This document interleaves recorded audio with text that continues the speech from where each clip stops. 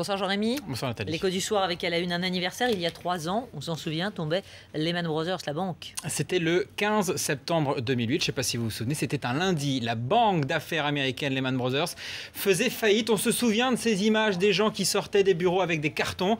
Une faillite qui avait mis le feu à la finance mondiale. Et étonnamment, 3 ans, jour pour jour, après Lehman Brothers, eh bien, il y a des similitudes entre la situation que nous vivons aujourd'hui et la situation que nous avons vécue en 2008.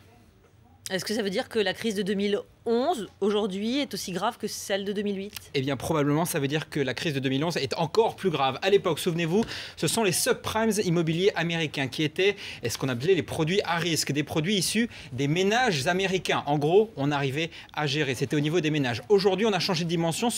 Les produits risqués sont largement plus importants. Ce sont les dettes des États. Mais comme en 2008, eh bien aujourd'hui, les grandes banques centrales du monde ont annoncé une action concertée. Ça, s'était pas vu depuis 2008. Pour apporter de la liquidité au marché. Ça a fait rebondir la bourse, mais l'enjeu était de soutenir la finance mondiale, d'apporter de la liquidité pour tenter d'éviter que le système se bloque. C'est ce qui a été annoncé aujourd'hui.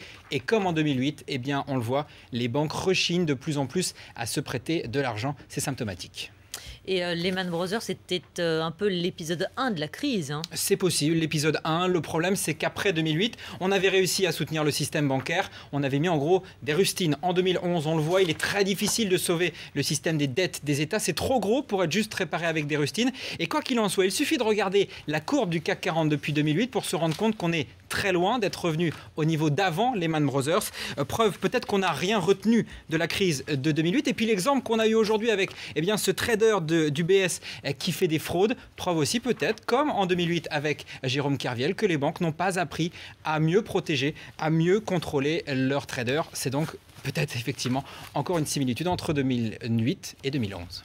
Merci beaucoup Jean-Yves Baudot, c'était l'écho du soir. Merci.